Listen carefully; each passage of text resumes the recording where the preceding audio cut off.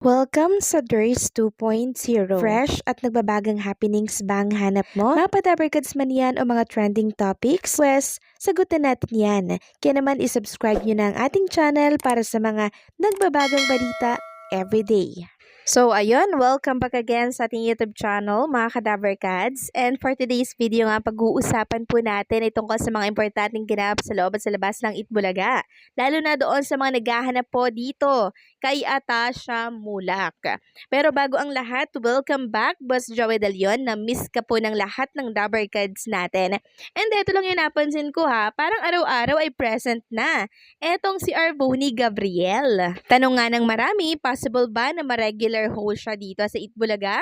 Well, pwede naman kasi kwela po siya, tapos mahusay din po siyang mag-host, 'di ba? So why not Coconut? Tapos ang tanong ng iba, kapalit daw ba ito ni Atasha Mulak? Then may nabasa po ako sa comment section live ng Itbulaga sa YouTube channel na tinanggal daw po itong si Atasha Mulak. Ayan na naman tayo sa tanggalan issue na yan. Kasi dapat ngayong Friday, dapat po ay present daw itong si Atasha. And syempre bukas, dapat present ito. Kasi ito nga po yung schedule daw ni Atasha. Pero bakit daw walang Atasha Mulak ngayon sa Itbulaga? Kaya ang dami na namang speculation ang nagkalat ngayon sa live chat po ng Itbulaga na tinanggal na daw, pinalitan na daw po ni Arboni Gabriel etong si Atasha. So sasabihin ko lamang na busy lamang siguro si Atasha Mulak sa mga photoshoot na meron siya and sa mga endorsement na meron siya. Wala pong tatanggalin at tinanggala sa Itbulaga. So kung meron mang bagong host kayong nakikita dito sa Itbulaga, guest host lamang po yan. Pero pwede siyang maging regular host. And speaking of Arboni Gabriel, eto nga po at may pasabog daw siya bukas.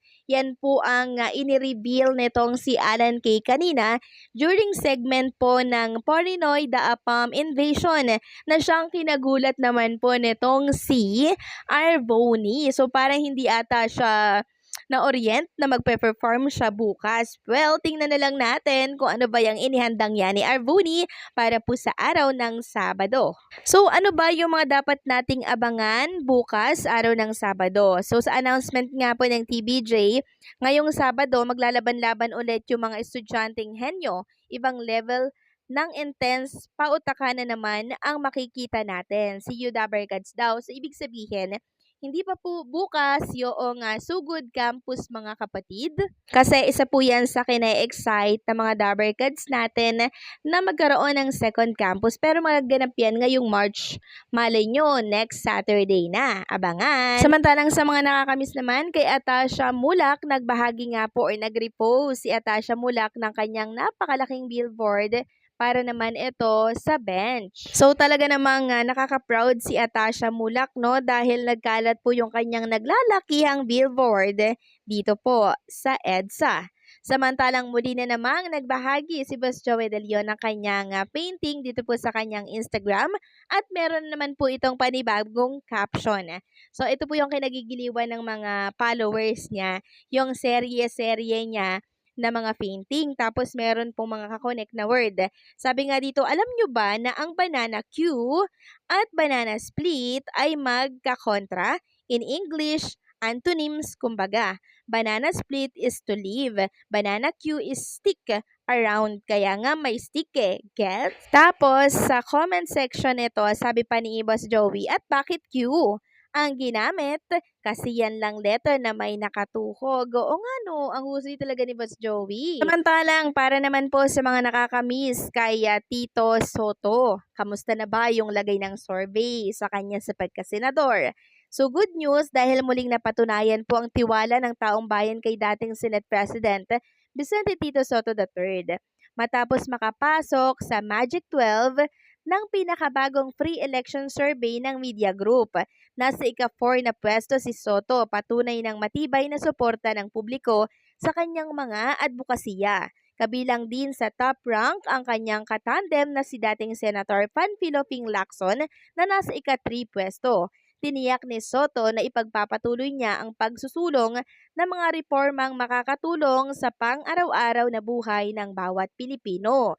So kahit tayo po ay iba-iba ang politika or mga politikong sinusuportahan, Paulit-ulit ko pong sasabihin sa lahat ng Dabbercats na hindi ko pababayaan ang suporta dito kay Tito Sen.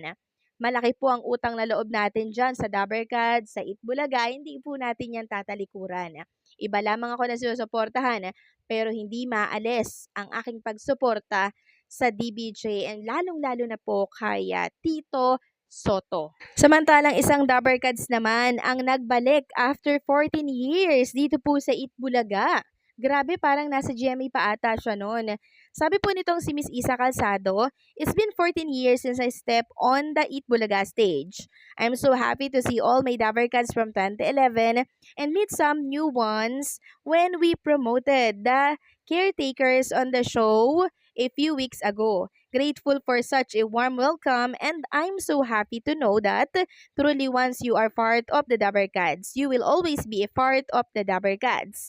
So ayan, nakakatuwa lang na hindi pa rin talaga siya nakakalimot, 'di ba?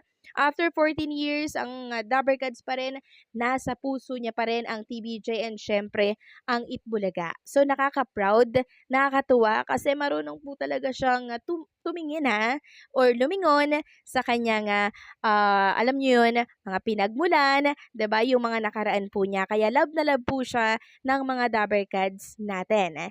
Samantalang pag-usapan naman natin eto nga paglipat ng mga supporters po ng kalaban na programa ng Itbulaga. So eto, may nabasa lang ako mga ka-Dabbercats. Sabi niya, kanya-kanyang paliwanag dahil bumuhos ang bash.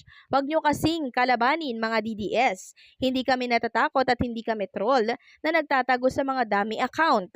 Mag-Itbulaga ako bukas. So supporters pala siya ng It's Showtime, tapos ilipat daw sila ng Itbulaga. So ayan no, ang dami po kasing nainis sa katapatan po na programa ng Itbulaga dahil nga po doon sa parang patama di umano doon sa nangyari po kay Tatay Digong, na deserve daw po ni Digong na ganito ganyan. So kinonek po ng ilang mga kababayan natin yon.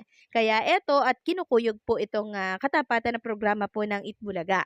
At dahil nga po dyan sa pagkakaaresto na naman ni ex-President Duterte, abay nadadamay na naman si Bossing Vic Soto. Tingnan niyo po ang post ng isang netizen. Sabi ng isang netizen dito, "Wala nang silbi ang Supreme Court sa Pinas. Para lang yan sa mayayaman at mga artistang katulad daw po ni Bossing Vic Soto." Grabe naman kayo. 'Di ba? Hindi naman po totoo yung pinaparatang sa kanya, tapos ganyan kayo magsalita. 'Di ba? Grabe din. Sabi pa niya dito, kaya pag gagawa kayo ng mga violation ngayon, make it sure na sa Netherlands kayo dadalhin. Huwag kayong papayag pag hindi kayo doon lilitisin. So, wag sana pong idamay ang mga Dabbercats natin, lalo na po si Bossing, si Tito Soto, dahil tapos na po yan. Matagal na pong issue yan. So, kung mag-post kayo ng tungkol sa isang politika, wag nyo na pong idamay ang mga Dabbercats natin dahil ibang usapin po yon, ibang usapan yon. So, paano mga ka-Dabbercats, hanggang dito na lamang po ang update natin. Maraming salamat po sa patuloy na pagsuporta.